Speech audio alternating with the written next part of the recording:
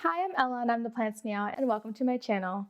So today I'm actually going to be talking about the International Aroid Show that I had just attended in Miami, Florida. So I'll just pretty much go over my haul, my experiences, some tips I have for you if you ever do attend, and then some clips from the show and the garden. First, I'm just going to quickly play some clips from the show just so you can see a little bit of what it looked like inside.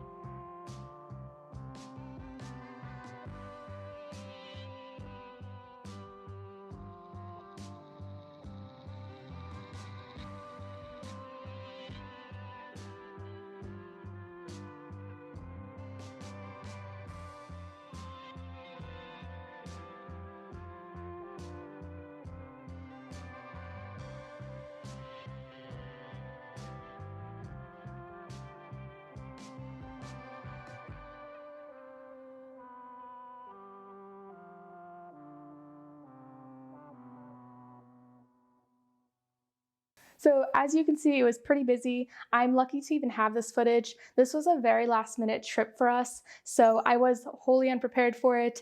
And really, I was overwhelmed going in there with the amount of people, so I wasn't prepared at all.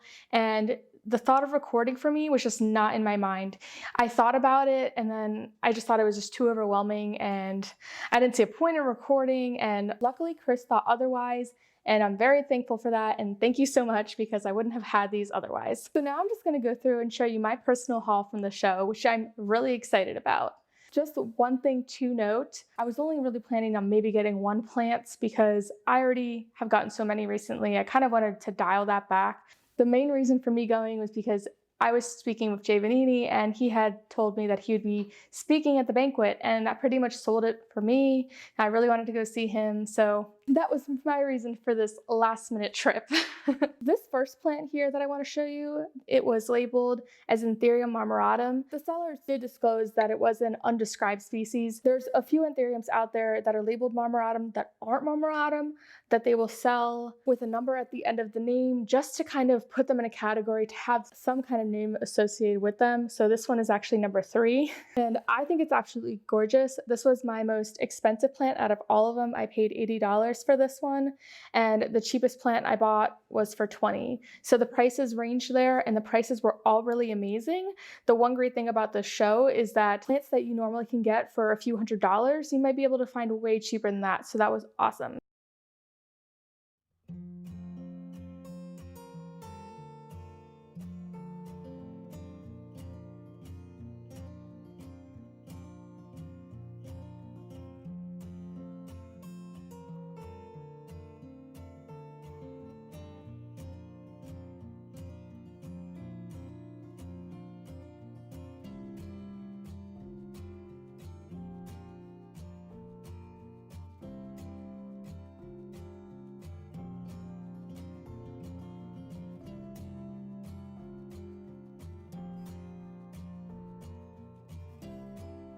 So the next one that I was really excited about, and this was one I actually pre-ordered. Now, I had pre-ordered before I even intended to go to the show, so a lot of the times vendors coming into the show from other countries will ship them from show locations within the US to be delivered to you. So that's a great way to also get some plants without going to these shows. Just kind of check on that, like if there's ever a show like upcoming, check what vendors are going to be there, and if you're looking for any plants, you can get them for some really great prices. This Magnificum Dark was actually $40, so that's pretty awesome. I don't know what it's mixed with. It actually is really interesting because it has kind of some curliness to the petiole, which I think is really cute. He's certainly a real stunner. I just love the darkness on him, and the veining really pops because of it. And then he has this little deformed leaf on this side. And here he has a new one that is coming in, so that's awesome. Magnificent Dark. Ah.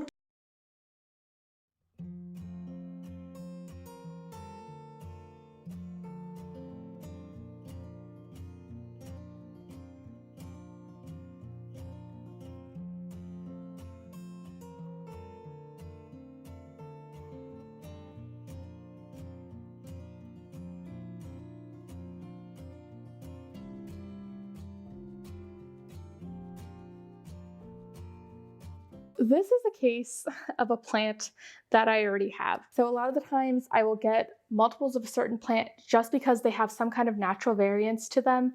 And I like that. I kind of, I'm a collector of plants like probably a lot of you are. For me, I think it's really interesting how plants that are bred the same can come out looking differently. This is actually the Anthurium waterburyana hybrid, and I absolutely love it. The other one I have is actually a lot more textured on the leaves. The veins on this one are much more prominent, so I feel like it really has a lot more of its Warwickrianum side to it than the one I already have does. Unfortunately, this leaf here did snap, so I have it kind of propped up really good on here. It's sitting really snug right there, so I'm hoping that it just reattaches itself. My Clarinervium did this when I had received it in the mail, so here's to hoping this will too. It's always worth a try. But if you look at her, she's just really stunning. I absolutely love the velvetiness, the length of her leaves. She's just an absolute gem.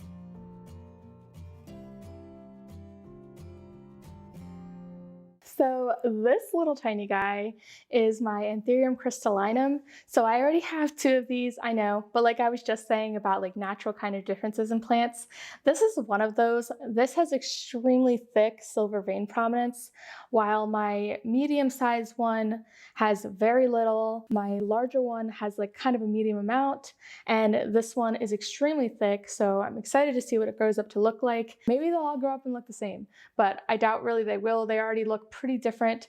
I don't know if it's because there's so many issues out there with crystalinum and identifying the true species of it. I don't know if these are mixed with anything or they are true crystalinums and they just have a natural variance depending on an abundance of factors. For me, like it's all about collecting the different ones. I absolutely love this plant. Why not have three? That's just kind of logic, like you get to a certain point where it's just like, one more? Another? Why not? I got 3 Florida ghosts. I mean, why not 3 crystalinums? It doesn't make sense. I know, like, why do I have 3 of the same plant? That's a story for another day, though. Like, that wasn't intentional by any means. This definitely was, though. Like, it's so cute. Like, just absolutely look at it. Like, how adorable. It's just so tiny.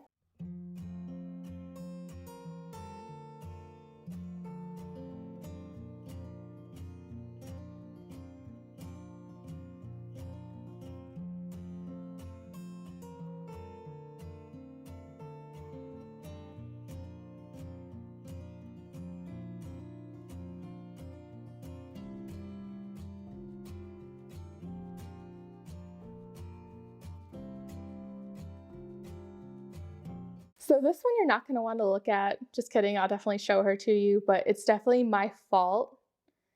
And I've already apologized to it profusely. Again, I am so sorry. So you've heard of the Philodendron esmeraldens, but if you haven't heard of the Anthurium esmeraldens, this is its baby form. This is one of the ones I paid $20 for, and this is what she looks like. So pretty much what happened, if you notice, one side's okay, one is not. When I went to go and clean these leaves, I didn't notice until like as I was done cleaning, because I cleaned it pretty quickly, that she had a lot of like scratches already on her leaves, so she got beat up somehow. And obviously if you try to clean them with anything other than water which I have a mild cleaner for my plants. None of them have ever reacted to it, but none of them have been seriously injured either. So it pretty much just like further exacerbated her wounds. So she's not hot. Luckily, she has a few new leaves that are just like coming in, so I'm not too worried about it. But if you'll look over here, I'll show you more in adult form of what this one's gonna look like. Like, it's just an absolutely stunning plant, and I couldn't say no to it. And for $20 for something to grow up and look like this, I think that is awesome. So I'm really excited for it to grow up. This is just its state right now. She's shy. So my fault, I'm sorry. Yeah, that was so my bad. That was terrible. Don't shame me in the comments because I'm feeling enough guilt right now over this. Like, it's a little baby plant and I hurt it. Like, that just hurts me so much. Like, I didn't mean to.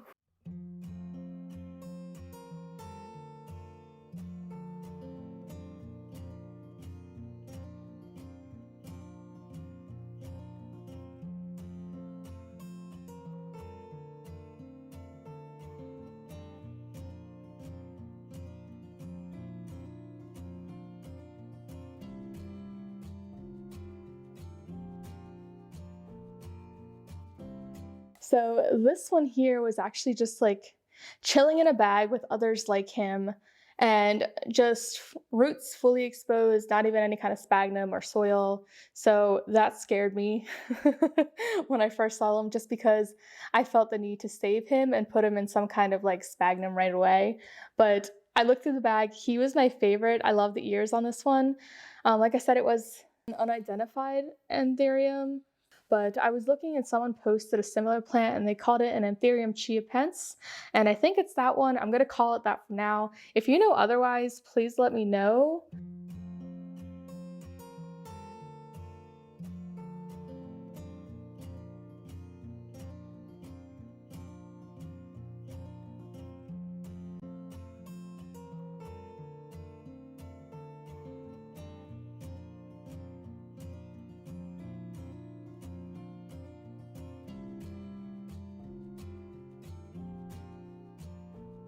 This one here in this little cat cup has absolutely no roots, so I'm a bit mortified. It is a Philodendron tenui, and I'm probably saying that wrong, but yeah, like I said, it has no roots. It's currently sitting in some water. I'm probably going to put it in some sphagnum. It had a bunch more leaves than this, but it just completely lost them, just like it's kind of losing this one, but I kept it on for now.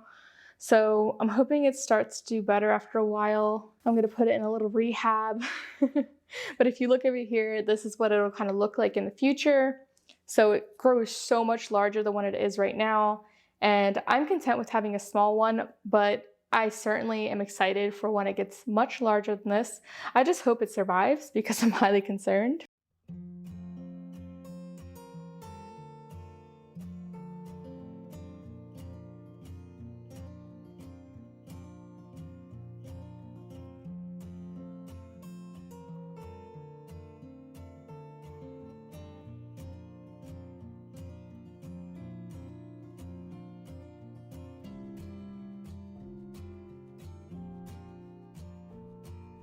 So I saved this one for last because it has a bit of a story to it. So I actually went up to one of the booths and I had a lady that was there.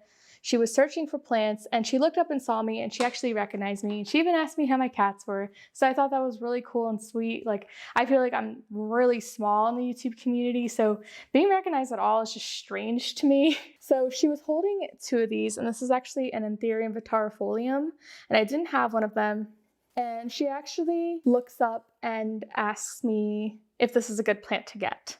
And I tell her, yes, it is. So she actually hands me one of them, which I didn't expect because, like I said, I went to this place like not expecting to get any plants, and certainly not a strap leaf kind of plant because I was always worried they would grow too long and my cats would get them. Obviously, I'm going to put this one in a high spot now because, you know, I've really just fallen in love with it, especially after talking with her. She was telling me that her son had passed away and that she's been watching a lot of YouTube videos, and they've been really helping her kind of like cope and a really good distraction from things. And she's been, you know, really enjoying this plant community. And I thought that was really special and that really resonated with me. You know, she knew I had went through something too, so we just had that connection there. And interesting enough, we both have the same name, which is Elizabeth, so Hello, Elizabeth. If you're out there, thank you so much. I really, really enjoyed meeting you. And thank you so much for this Vitarifolium you have found. I absolutely love it, and I will treasure it forever.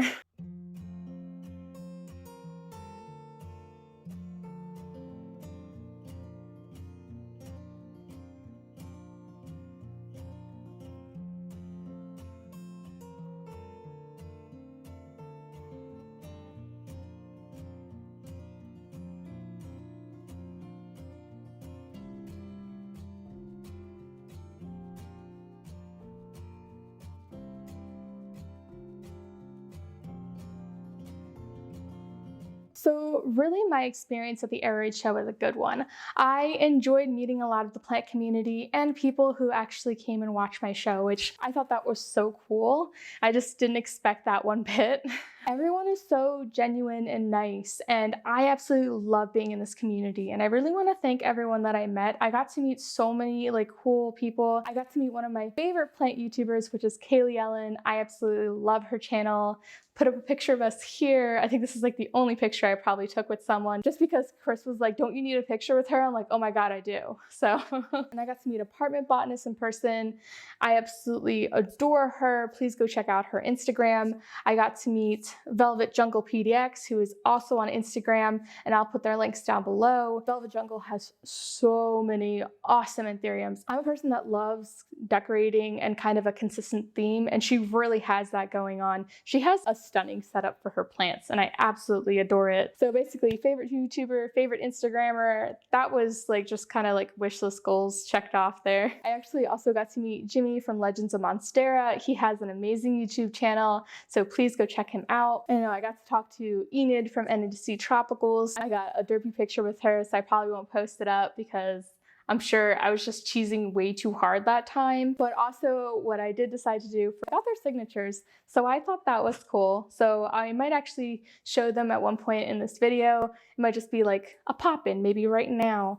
But it just kind of came to me to do this, and I'm so glad I did, because I look back at them and honestly they feel really awesome and really special. It's a reminder I got to meet these wonderful people, and I absolutely loved it. So if you ever have a chance to go to this Aroid show, please do. You don't have to be a member of the Aroid Society to get in. You just have to pay the admission for the garden center for Fairchild Gardens. But I do highly recommend you do sign up to be a member of the Aroid Society. It is $25 a year, and honestly, you get opened up to such a wealth of content on there. When I was looking to research more into aroids, I really besides Steve Lucas's Exotic Rainforest, this was the website I went on, because between their Aroidenia and their newsletter, there's just so much information out there. They even send you just these hard copy newsletters too that are just filled with so many cool articles. So if you love aroids, this is definitely the place to sign up, because you just are truly exposed to so many wonderful people and amazing content. So highly recommend. They also have a Facebook and an Instagram, so there's plenty of ways to get involved and to access them. And they love people getting involved with their organization, so contact them if you would like to be involved further. Just a few tips for the Aroid show. I was an underprepared person. I did bring some sphagnum, some Ziploc bags, tape, and tissue paper, and a bag that they could fit in as my personal item. So I was cool with bringing a bunch of smaller plants that I could fit under the airplane seat. So I got to fit these and that, which is awesome. What I thought about later, what also could have been awesome if you were going there and you were expecting to get a wealth of plants, because honestly, don't expect to go to a show like this and not get any plants. There is a fever in the air, and you literally go there and you can't resist buying plants. You just see so many credible plants and so many people buying plants that the urge is so high to buy them yourself. So it's just don't expect to not get anything. I went out, I really expected not to get any, and I got 9. So, and that I still feel it's not as much as some people got. Some people had cartloads of plants, which is Awesome, good for you. So like I was going with this original speech, what I thought about later is you wanted to get a lot more plants. You can also bring a suitcase specifically just for it. So put a bunch of containers in there, or maybe one big container, and just kind of store plants in that so they're extra secure in the suitcase. So containers are something I thought about later. You can put multiple if you get smaller plants. So I thought that would have been great, but also you might be able to fit a much taller plant just in there. Just make sure to cushion it up. I'm sure there's other people that have greater suggestions. I saw some people package up plants that were really tall. I'm not sure if there was some kind of airport shipping service or how that goes, but I know it exists. If you go to Spellbound Plants Instagram, you'll notice she did the same thing. Like she posted it in her stories. I don't think it's probably there now. She bought an amazing plant at auction and she packaged that up in a huge box. I don't know how she got that through, so she'll have to tell you. I don't know much about like airports and big packages, so I can't help there.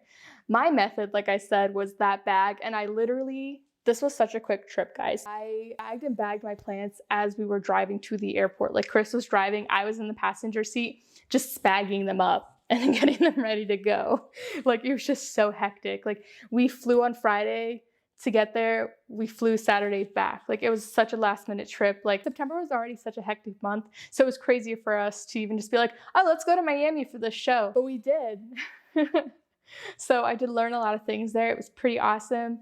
Also, the Fairchild gardens were beautiful, and I'm going to be showing you clips of this garden right after I'm done talking here. I won't be talking through them just because I feel like you kind of should experience it for yourself, and I really hope you do enjoy them. So I won't keep talking your head off. If you like this video, please give it a like.